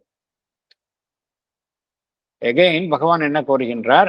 அதாவது இதெல்லாம் வந்து மனம் எவ்வாறு பார்க்கின்றது அப்படிங்கிறது தான் பகவான் கூறுகின்றார். மனம் வந்து எப்படியெல்லாம் பார்க்குது அப்படிங்கிறத பத்தி தான் சொல்றாரு அவரு. இந்த கான்செப்ட் ஆஃப் எட்டர்னிட்டியை எப்படி மனித மனம் புரிந்து கொள்கின்றது, அதைத்தான் பகவான் இங்கு விளக்குகின்றார். மேலும் ஒரு கருத்தையும் கூறுகின்றார். இதெல்லாம் தெளிவுபடுத்தி கொண்டே வருகின்றார் பகவான். காலம் என்பதை எப்பொழுதுமே காலம் என்பது ஒரு சாஸ்வதமான அமைப்பு என்று ஒன்று இருக்கின்றது என்பதை நாம் ஏற்றுக்கொள்ளலாமா? காலம் என்கின்ற சாஸ்வதமான அமைப்பு ஒன்று இருக்கின்றது அப்படிங்கிறத நாம் ஏற்றுக்கொள்ளலாமா வேண்டாமா? இது அடுத்த கேள்வி. பகவான் என்ன கூறுகின்றார்? காலம் என்கின்ற ஒரு சாஸ்வதமான அமைப்பு இருக்கின்றது என்பதை மனம் புரிந்து கொள்வதற்கு ஏதுவாக எந்த விதமான நிரூபணமும் இல்லை அப்படிங்கிறார். காலம் என்பது ஒரு சாஸ்வதமான அமைப்பு என்பதை மனம் புரிந்து கொள்வதற்கு ஏதுவாக எந்த விதமான நிரூபணமும் இல்லை அப்படிங்கிறார். There is nothing in mind evidence to show that the eternal time really exists அப்படிங்கிறார். என்ன காரணம் என்றால், காலம் என்பது உண்மையிலேயே என்னவென்றால், மனம் வந்து ஒன்றை பார்க்கும் ஒரு அமைப்பாகத்தான் காலம் என்பதும் காணப்படுகின்றது. காலம் என்பது மனம் என்பது தன்னிலிருந்து வெளிப்பட்டு ஒன்றை பார்க்கும் அமைப்பாகத்தான் காலம் என்பதும் இருக்கின்றது அப்படிங்கிறார். Time itself is anything, அதாவது எனிதிங் மோர் தேன்னா இட் இஸ். என்ன அர்த்தம்? பகவான் என்ன கூறுகின்றது? இது வந்து ஆப்போசிட்ல சொல்றாரு. எப்படி படிக்கணும் அப்படின்னா, time itself is nothing but the conscious being's way of looking at some uninterrupted continuity. எப்படி படிக்கணும் அப்படின்னா, the time itself is nothing but the conscious being's way of looking at some uninterrupted continuity. அதுதான் உண்மையிலேயே. அதாவது conscious being வந்து, அது conscious being என்பது இருக்கு இல்லையா, உன் மனிதனுடைய புருஷா இருக்கின்றது இல்லையா, அதுதான் சாஸ்வதமான அமைப்பு. அது ஒன்றை பார்க்கின்றது. அது எப்படி பார்க்கின்றது என்றால், காலம் என்பதன் மூலமாகத்தான் பார்க்கின்றதை ஒழிய, இதை தவிர வேற எதுவும் காலம் என்பது ஒரு சாஸ்வதமான அமைப்பு என்பதற்கான ஒரு எந்த விதமான அடிப்படை நிரூபணமும் இல்லை அப்படிங்கிறார். மேலும் பகவான் என்ன கூறுகின்றார், இந்த மனிதனுடைய மனம் என்ன செய்கின்றது, ஒரு மனிதனுடைய வாழ்வு அப்படிங்கிறத பார்த்தோம் அப்படின்னா, நம்மளுடைய வாழ்வு வந்து பிறந்த நாளில் இருந்து தற்பொழுது இருக்கிற வரைக்கும் எப்படி நம்ம வாழ்வை பார்க்கின்றோம், ஒவ்வொரு மனிதனும் எப்படி பார்க்கின்றோம், அதை வந்து இடைவிடாத தொடர்ச்சியாகத்தான் ஒவ்வொரு மனிதனும் பார்க்கின்றான். ஒரு மனிதன் பிறந்த நாளில் இருந்து தற்போது இன்றைய நாள் வரை ஒரு மனிதன் தன்னுடைய வாழ்வை எவ்வாறு பார்க்கின்றான், ஒரு இடைவிடாத தொடர்ச்சியாகத்தான் பார்க்கின்றான். இந்த இடைவிடாத தொடர்ச்சி என்பது என்ன, வெறும் காலம் மாத்திரம் அல்ல, வெறும் காலம் மாத்திரம் அல்ல இல்லையா. என்ன நடைபெறுகின்றது அவனுடைய வாழ்வில், ஒரு நிகழ்விற்கு பின்னால் ஒரு நிகழ்வு, ஒரு நிகழ்விற்கு பின்னால் ஒரு மற்றொரு நிகழ்வு, படிப்படியான தொடர்ச்சியான நிகழ்வுகள் நடைபெறுகின்றன. நிகழ்வுகள், அது குறித்த அனுபவங்கள் ஏற்படுகின்றன. அதே போல ஒரே சமயமும் பல நிகழ்வுகளும் நடைபெறுகின்றன. இந்த ரெண்டு நிகழ்வு எல்லாருடைய வாழ்க்கையிலும் பார்க்கலாம். அது ஒரு நிகழ்வு, அதற்கு பின்னால் இன்னொரு நிகழ்வு, அது குறித்த அனுபவம் ஒவ்வொரு மனிதனுக்கும் ஏற்படுகின்றது.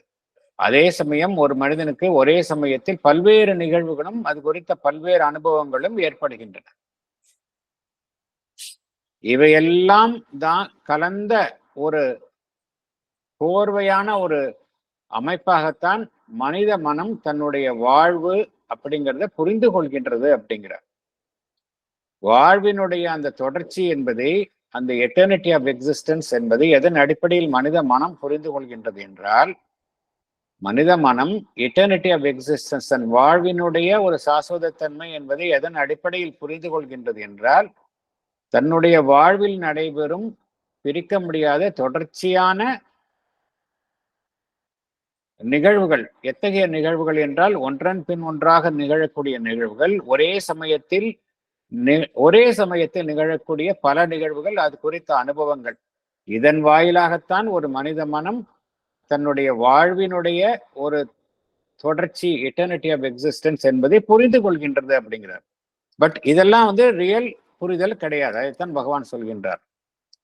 இதெல்லாம் வந்து ரியல் அந்த அந்த சாஸ்வதத்தன்மை, எட்டர்னிட்டி என்பதை புரிந்து கொள்வதற்கு, எட்டர்னிட்டி ஆஃப் கான்சியஸ் பீயிங் என்பதை புரிந்து கொள்வதற்கு, these are not real experiences என்று பகவான் குறிப்பிடுகின்றார்.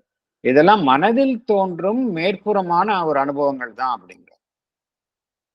மனித அந்த ரியல் எட்டர்னிட்டி ஆஃப் பீயிங் அப்படிங்கிறது, அந்த நாலேஜ் வந்து மனிதனுடைய மனதிற்கு அப்பாற்பட்ட நிலையில் இருக்கின்றது என்று பகவான் குறிப்பிடுகின்றார்.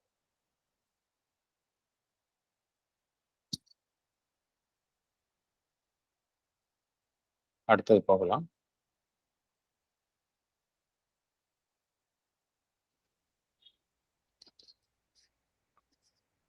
If there is an eternal existence which is a conscious being, it must be beyond time which it contains, timeless as we say. It must be the eternal of the Vedanta, who, we may then conjecture, uses time only as a conceptual perspective for his view of his self-manifestation. But the timeless self-knowledge of this eternal is beyond mind. It is a supramental knowledge, superconscient to us, and only to be acquired by the stilling or transcending of the temporal activity of our conscious mind. By an entry into silence or a passage through silence into the consciousness of eternity. Thank you. Thank you. Explanation. Sir படிக்கிறீங்களா? Yes, madam. The eternal existence is a conscious being and it must be beyond time. It must be timeless that contains time. It must be the Brahman, the eternal of the Vedanta. The timeless eternal uses time only as a conceptual perspective for his view of his self-manifestation. It is through the concept of time that the eternal views his self-manifestation.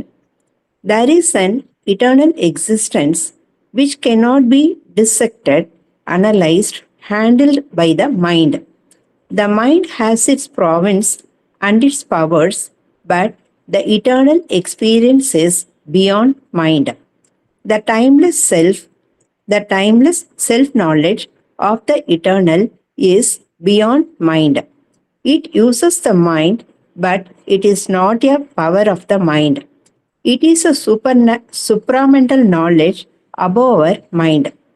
It can be acquired by the stilling or transcending the temporal, that is, happening in time, activity of our conscious mind. By that, we enter into silence or a passage through silence into the consciousness of eternity. Thank you, sir. Thank you. So இதில் பகவான் எல்லாத்தையும் clarify பண்ணுறாரு. முதல்ல பார்த்த விஷயத்த எல்லாத்தையுமே he comes to a conclusion. Eternal எக்ஸிஸ்டன்ஸ்னா என்ன? உண்மையிலே எட்டர்னல் எக்ஸிஸ்டன்ஸ்னா நம்ம இருக்கக்கூடிய எக்ஸிஸ்டன்ஸ் கிடையாது. Eternal existence of the conscious பீயிங்னா அது காலத்தை கடந்த நிலையில் இருப்பது தான் eternal existence. It's a conscious being and it must be beyond time. It must be timeless that contains time. காலத்திற்கு அப்பாற்பட்ட நிலையில் இருக்கக்கூடியது தான் அந்த எட்டர்னல் எக்ஸிஸ்டன்ஸ் என்பது. த வேதாந்திக் ட்ரூத் படி it is a Brahman, the eternal. Brahman என்ன செய்கின்றது? த டைம்லெஸ் எட்டர்னல், காலத்தை கடந்து சாஸ்வதமான பொருளாக இருப்பது. காலத்தை அது தன்னுடைய வெளிப்பாட்டிற்காக அது காலம் என்கின்ற ஒரு கருவியை இது உபயோகித்துக் கொள்கின்றது. அவ்வளவுதான். தன்னுடைய வெளிப்பாட்டிற்காக காலம் என்கின்ற ஒரு கருவியை அது உபயோகித்துக் கொள்கின்றது. It is through the concept of time the eternal views his self manifestation. ஆகையினால் பகவான் இங்க என்ன உண்மையை அறிந்து கொள்ள வேண்டும் என்றால், எட்டர்னல் எக்ஸிஸ்டன்ஸ் அப்படிங்கிறது நம்மளுடைய மனதினால் அதை கையாள முடியாது, மனதினால் அதை புரிந்து கொள்ள முடியாது, மனதினால் அதை மனம் அதை சார்ந்த பகுத்தறிவு அதன் மூலம் அதை அறிந்து கொள்ள முடியாது அப்படிங்கிற. This is a truth. Eternal existence அப்படிங்கிறது it cannot be handled by mind. So இதுதான் ட்ரூத். இந்த எட்டர்னல் எக்ஸ்பீரியன்ஸ் அதை சார்ந்த சக்திகள் அனுபவங்கள் எல்லாமே மனிதனுடைய மனம் என்கின்ற எல்லைக்கு அப்பாற்பட்ட நிலையில் இருப்பன. அதே போல இந்த காலத்தை கடந்து இருக்கும் அந்த செல்ஃப் நாலேஜ், இந்த சாஸ்வதமான இருக்கக்கூடிய அமைப்பினுடைய செல்ஃப் நாலேஜ், நம்மளுடைய மனம் என்கின்ற நிலையில் இருப்பது மென்டல் நாலேஜ்.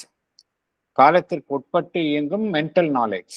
காலத்தை கடந்திருக்கும் அந்த செல்ஃப் நாலேஜ் என்பது இட் இஸ் பியாண்ட் மைண்ட். அது என்ன செய்கின்றது? மனம் என்கின்ற அது என்ன செய்கின்றது? மனம் என்பதை உபயோகித்துக் கொள்கின்றது. மனம் என்பதை ஒரு சாதனமாக அது உபயோகித்துக் கொள்கின்றதை ஒழிய, but it's not a power of the mind.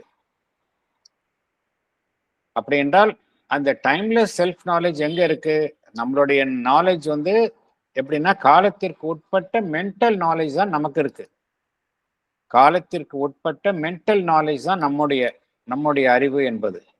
அப்படின்னா காலத்திற்கு அப்பாற்பட்ட அந்த செல்ஃப் நாலேஜ் அப்படிங்கிறது எங்கு இருக்கின்றது என்றால், அது மனதிற்கு அப்பாற்பட்ட தளத்தில் இருக்கும் அந்த சூப்ரமென்டல் அந்த நாலேஜ் அதில் தான் இருக்கின்றது அப்படிங்கிற அந்த நிலையை எப்படி எட்ட முடியும் என்றால், பகவான் என்ன கோருகின்றார்? மனிதன் இந்த காலத்திற்கு உட்பட்டு இயங்கும் தன்னுடைய மனதை கடந்து செல்ல வேண்டும் அப்படிங்கிறார். Transcending the temporal activity of our conscious mind. Temporal அப்படின்னா காலத்திற்கு உட்பட்ட இயக்கங்கள் எல்லாமே டெம்பரல் அப்படிங்கிறோம். அந்த நிலையை கடந்து சென்றால்தான் நம்மால அந்த அதிமானச நிலையை எட்ட முடியும் அப்படிங்கிறார். அங்க வந்து பூரண மௌனம். அந்த மௌனத்தின் மூலமாக நம்ம எதை அடைகின்றோம் என்றால் அந்த சாஸ்வத தன்மையினுடைய உணர்வு நிலையை எட்டுகின்றோம் அப்படிங்கிறார். We enter into silence or a passage through silence into the consciousness of eternity அப்படிங்கிறார். ஸோ இது மனிதருக்கு சாத்தியம். மிகுந்த பிரயத்தனப்பட்டா இது சாத்தியம். அதுதான் பகவான் கூறுகிறார். So it is something beyond mind. அந்த கருத்தை தான் பகவான் கூறுகின்றார். Paragraph 6.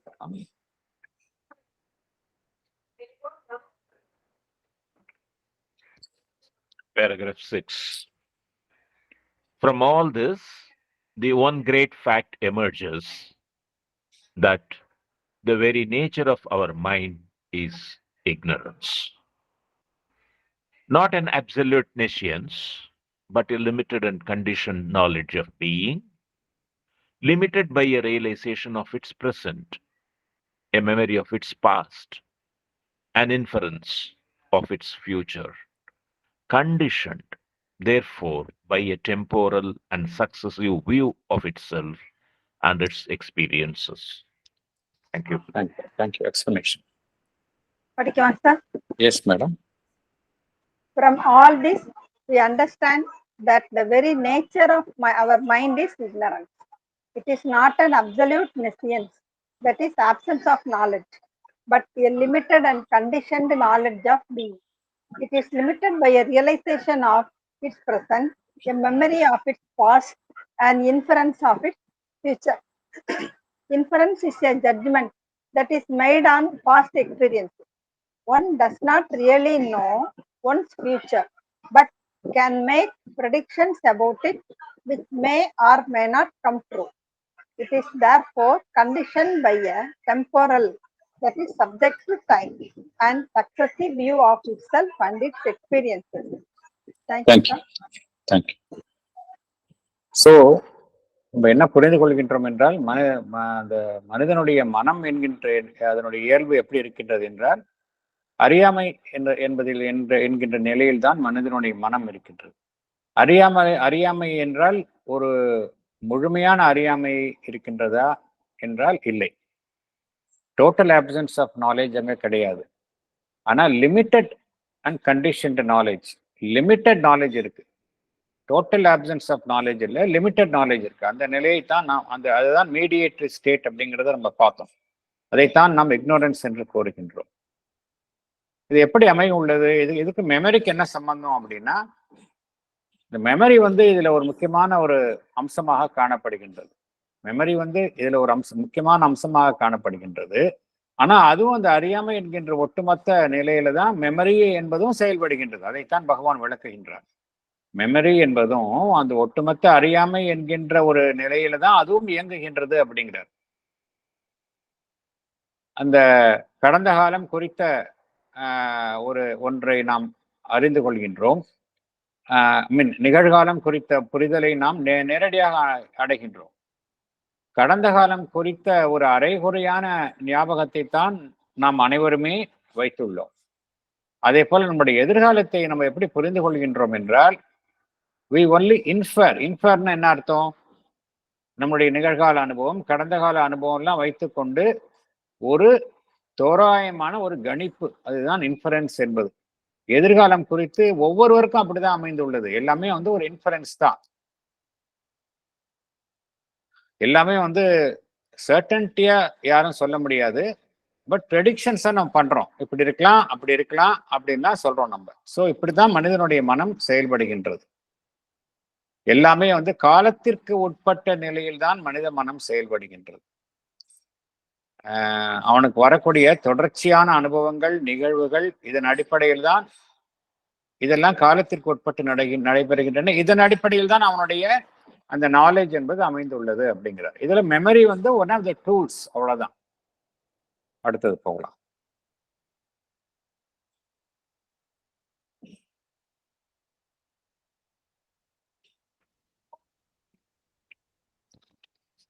If real existence is a temporal eternity, then the mind has not the knowledge of real being.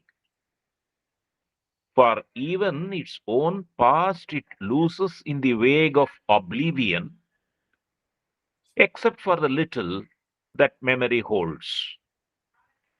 It has no possession of its future, which is withheld from it in a great blank of ignorance.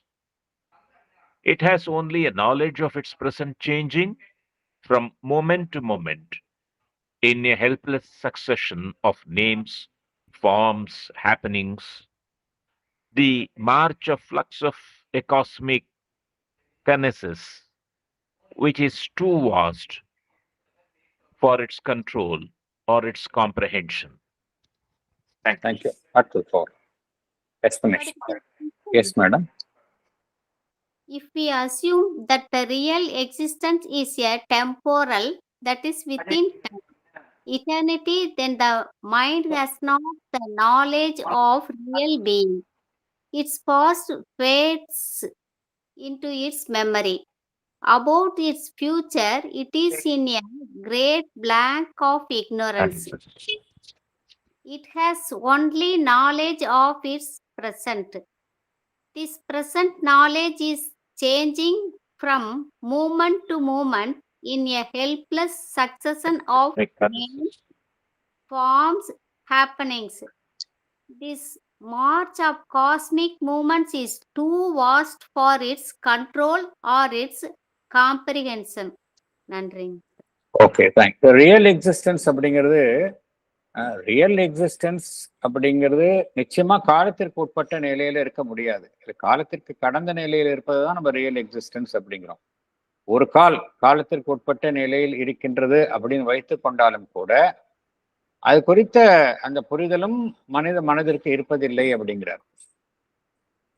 என்ன காரணம் என்றால், மனித மனம் எப்படி செயல்படுகின்றது என்றால், மனித மனத்திற்கு அந்த உண்மையான ஜீவன் தன்னுடைய ஒவ்வொரு மனித மனதிற்கு ஒவ்வொரு மனிதனையும் எடுத்துக்கொண்டால் அவனுடைய உண்மையான ஜீவன் என்ன என்பது குறித்த புரிதல் யாருக்குமே இருக்கிறது கிடையாது. Unless he is a realised person, he doesn't know his true self. அவனுக்கு தெரிஞ்சதெல்லாம் அவனுடைய மேற்புறமாக வாழ்வில் நடக்கக்கூடிய நிகழ்வுகள், அது குறித்த அனுபவங்கள் தான் ஒவ்வொரு மனிதனுக்கும் தெரிஞ்சிருக்கு. யாருக்காவது தன்னுடைய ஒரு மனிதனுடைய உண்மையான செல்ஃப் என்ன அப்படிங்கிறது தெரிஞ்சுக்க முடியுமா? He is quite unaware of it, இல்லையா? அதைத்தான் பகவான் இங்கே கூறுகின்றார். காலத்திற்குட்பட்ட நிலையில் ஒன்று அப்படிங்கிற ஒரு அமைப்பு என்று வைத்துக் கொண்டாலும் கூட அது குறித்த ஞானம் ஒரு மனிதனுக்கு இருப்பதில்லை அப்படிங்கிறார். என்ன காரணம் என்றால், மைண்டோடைய நாலேஜ் எல்லாமே கடந்த காலத்துல கடந்த காலம் என்கின்ற ஒரு அமைப்பிற்குள் மறைந்து விடுகின்றது. அனைத்துமே மறைந்து விடுகின்றது. எதிர்காலம் அப்படிங்கிறத பார்க்கும் பொழுது டோட்டலா ஒரு மனிதனுக்கு இக்னோரன்ஸ் தான். எதிர்காலத்தை பொறுத்த வரைக்கும் he is in total ignorance. தற்காலம் குறித்த ஒரு புரிதல் தான் ஒவ்வொரு மனிதனுக்கும் இருக்கின்றது. தற்காலம் குறித்த ஞானம் பார்த்தோம் அப்படின்னா ஒரு ஸ்டேபிளா இருப்பது இல்லை. ஈவன் த பிரசன்ட் நாலேஜும் பார்த்தோம் அப்படின்னா ஸ்டேபிள் நாலேஜ்னு யாருக்குமே சொல்ல முடியாது. கணத்திற்கு கணம் அது மாறுபடுகின்றது. ஒரு மனிதன் சந்திக்கக்கூடிய எண்ணற்ற அனுபவங்கள், எண்ணற்ற மனிதர்கள், எண்ணற்ற வடிவங்கள், எண்ணற்ற நிகழ்வுகள், இதன் காரணமாக ஒரு மனிதனுடைய பிரசன்ட் நாலேஜும் பார்த்தோம் அப்படின்னா அது ஒரு நிலையாக இருப்பதில்லை. இந்த உலகத்தில் நடக்கக்கூடிய பிரபஞ்சமளாவிய நிலையில் நடக்கக்கூடிய இயக்கங்கள்லாம் பார்த்தோம் அப்படின்னா அது ஒரு பிரம்மாண்டமான நிலையில நடைபெறுகின்றது. நம்மை சுற்றி நடக்க நிகழ்வுகள்லாம் பார்த்தோம். ஒரு சமயம் நம்ம எல்லாத்தையும் நம்ம ஒட்டுமொத்தமா பார்த்தோம் அப்படின்னா பிரம்மாண்டமான நிகழ்வுகளை அந்த ஸ்கேல்ல நடக்கதை பார்க்கிறோம் நம்மை சுற்றி பிரபஞ்சத்துல. அது நம்மால புரிந்து கொள்ள முடியுமா? ஒவ்வொரு விஷயத்தையும் இது ஏன் இப்படி நடக்கின்றது நம்மால புரிந்து கொள்ளவே முடியாது. ஆகையினால பகவான் என்ன கூறுகின்றார், இந்த மனிதனுடைய மனம் என்பது ஈவன் அந்த ரியல் எக்ஸிஸ்டன்ஸ் என்பது காலத்திற்கு உட்பட்ட நிலையில் இருக்கின்றது என்பதை வைத்துக் கொண்டாலும் அதையும் மனித மனதினால் புரிந்து கொள்ள முடியாது, அதையும் எட்ட முடியாது அப்படிங்கிற. அடுத்தது போக.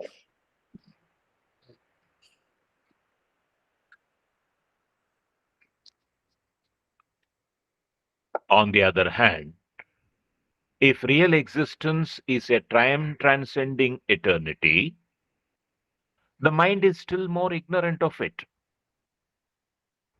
For it only knows the little of it, that it can itself seize from moment to moment by fragmentary experience of its surface self-manifestation in time and space. Thank you, sir. Thank you. Explanation. படிப்பா? Yes.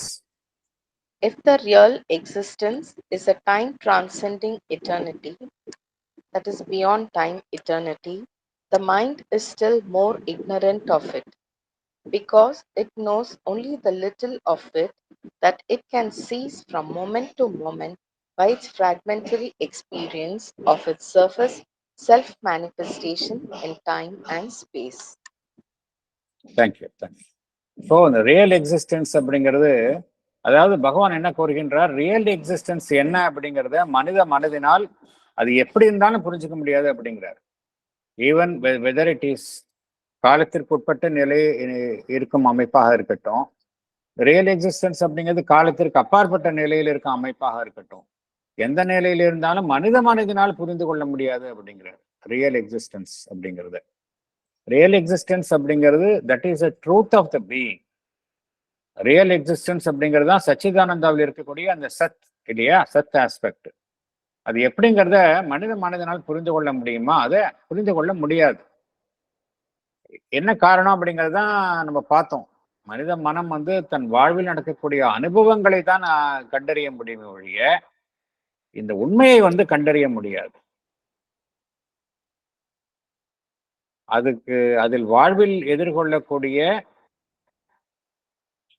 கணத்திற்கு கணம் நடைபெறக்கூடிய துண்டு துண்டாக கிட்டக்கூடிய அனுபவங்களை வைத்துக் கொண்டுதான் இந்த காலம் இடம் என்கின்ற நிலையில் தோன்றும் வெளிப்பாடுகள் இவைகள் எல்லாமே காலத்துக்கு உட்பட்டும் இடத்திற்கு உட்பட்டும் எல்லாமே வெளிப்படுகின்றன. எப்படிப்பட்ட வெளிப்பாடுகளாக இருக்கின்றன என்றால், கணத்திற்கு கணம் நடைபெறும் வெளிப்பாடுகளாகவும் அவை மூலமாக கொட்டும் அனுபவங்களும் பார்த்தோம் அப்படின்னா மனித மனதிற்கு எவ்வாறு கிட்டுகின்றது என்றால் துண்டு துண்டாக கிட்டுகின்றது.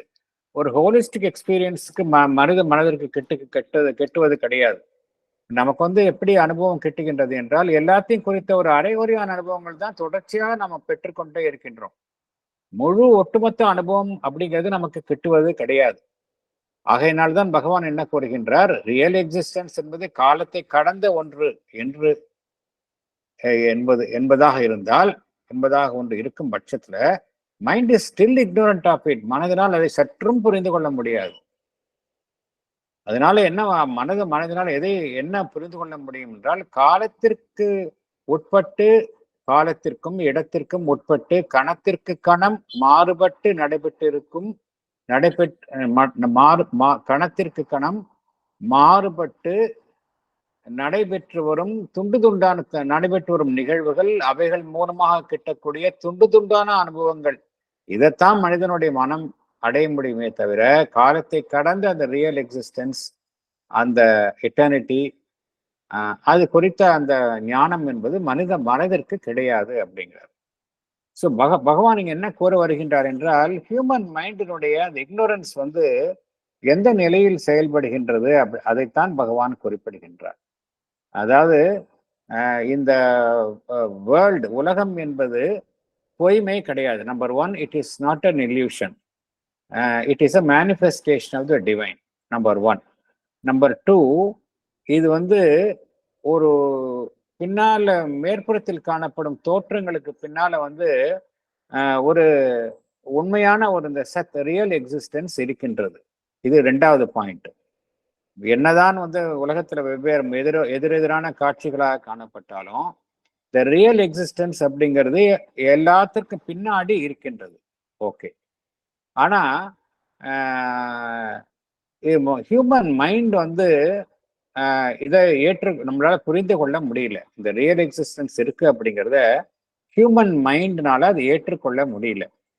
ஹியூமன் மைண்ட்னால ஏற்றுக்கொள்ள முடியல அப்படிங்கிற ஒரே காரணத்திற்காக நாம் வந்து இந்த உலகத்தை வந்து நம்மால புறக்கணிக்க முடியாது. இந்த உலகம் வந்து இட் இஸ் அ ஃபால்ஸ்ஹுட் என்றோ, இல்யூஷன் என்றோ, அன்டிவைன் என்றோ நம்மால சொல்ல முடியாது.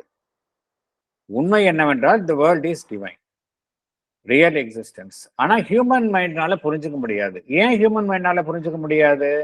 ஹியூமன் மைண்டுக்கு வழங்கப்பட்ட சாதனங்கள்லாம் அப்படி இருக்குது.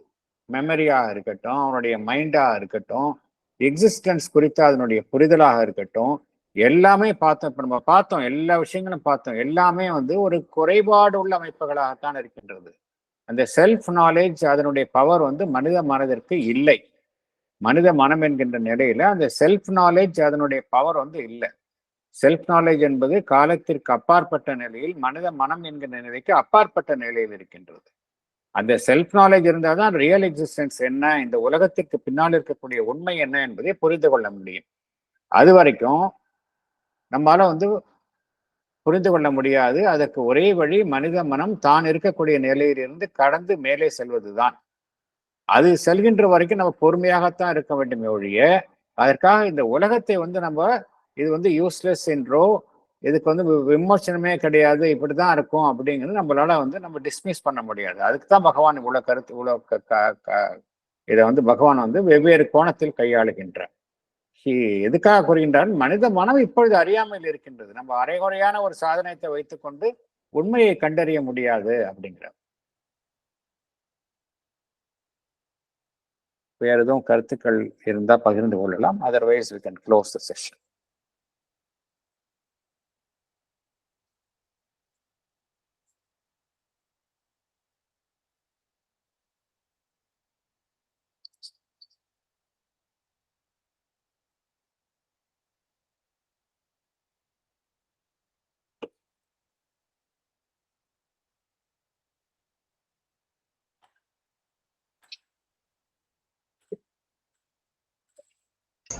சார் ஒரு ஃபியூ மினிட்ஸ் இருங்களேன். நான் சாவித்திரி வந்து அந்த டெத் ஆஃப் காட் கிட்ட சொல்லுவா,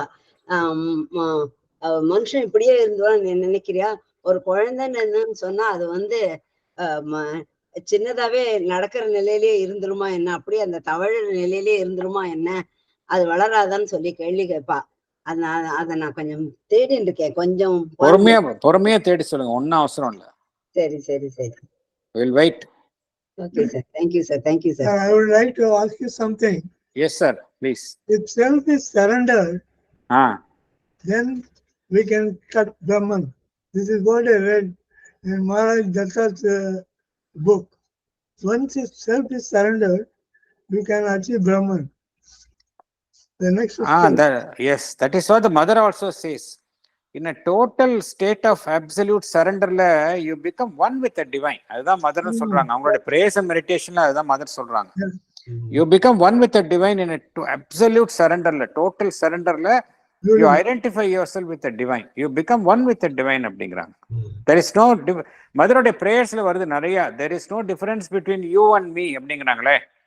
அந்த அளவுக்கு மதரோட ரியலைசேஷன் ஆயிருக்கு. She became one with the supreme. Thank you, sir.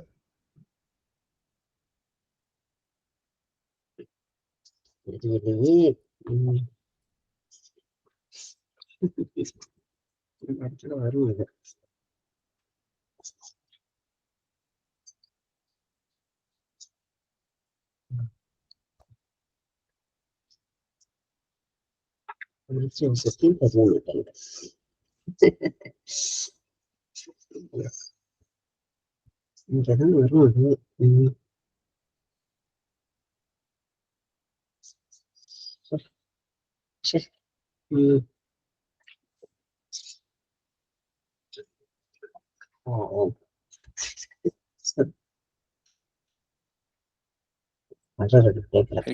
Yes, Varalakshmi சொல்லுங்க. Sir, I think page number 623 வருதுன்னு நினைக்கிறேங்க சார். அப்படியா? நினைக்கிறேங்க madam. Please confirm it madam. Correct. Thank you madam. Thank you. Thank you madam. 75வது வரியா வருது. How shall the child already be the man? Because he is infant, shall he never grow? Because he is ignorant, shall he never learn? In a small fragile seed, a great tree lurks. In a tiny gene, a thinking being is shut. A little element in a little sperm, it grows and is a conqueror and a sage. அதான் sir. Thank you. ரொம்ப ரொம்ப excellent, ரொம்ப பொருத்தமான வரிகள். Thank you madam, thank you Varalakshmi. Varalakshmi என்னை விட பெரிய இதுல இருக்காங்க. ஐயோ அப்படிலாம் இல்ல madam. Not at all sorry. நானும் உண்மையை ஒப்புத்துக்கணுமா எப்பவுமே. Mother's grace madam. Thank you madam. Thank you very much. Thank you Varalakshmi madam also for prompting. அதாவது பகவானுடைய கருத்துக்கள் எல்லாமே எதான் மீண்டும் மீண்டும் என்ன சொல்லணும் அப்படின்னா, எப்படி பகவான் வந்து இப்ப நம்ம பார்த்தோம், நம்ம வந்து ஹியூமன் மைண்ட் வந்து பாஸ்ட்ல மெமரியில இருக்குது, ப்ரெசண்ட்டை பத்தி ரொம்ப ஒரு அரைகுறையான ஞானம், எதிர்காலத்தை பத்திய சுத்தமா ஞானம் இல்லை அப்படின்னு. பகவான் வந்து இந்த சாவித்திரி எழுதிய காலகட்டங்கள், லைவ் டிவன் எழுதிய காலகட்டங்கள் தான் உலகத்துல வந்து ரொம்ப மோசமான நேரம். முதல் உலகப் போர் கிட்டத்தட்ட ஒரு 4 கோடி பேர் இறந்து போனாங்க. 2வது உலகப் போர்ல 6 கோடி பேர் இறந்து போனாங்க. 1945க்கு அப்புறம் பார்த்தீங்கன்னா எல்லா இடத்துலையுமே ரொம்ப மோசமான நிலைகள்.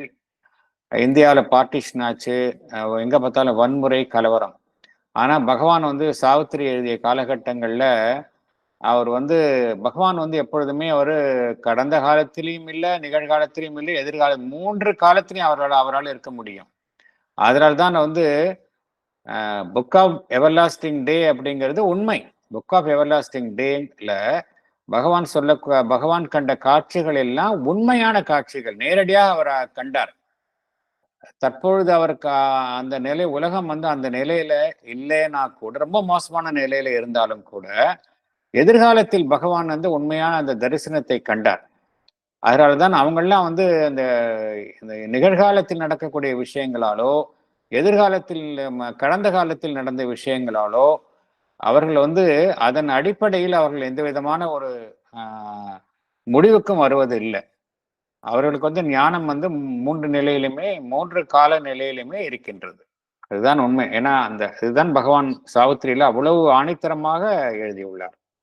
Thank you madam, thank you very much.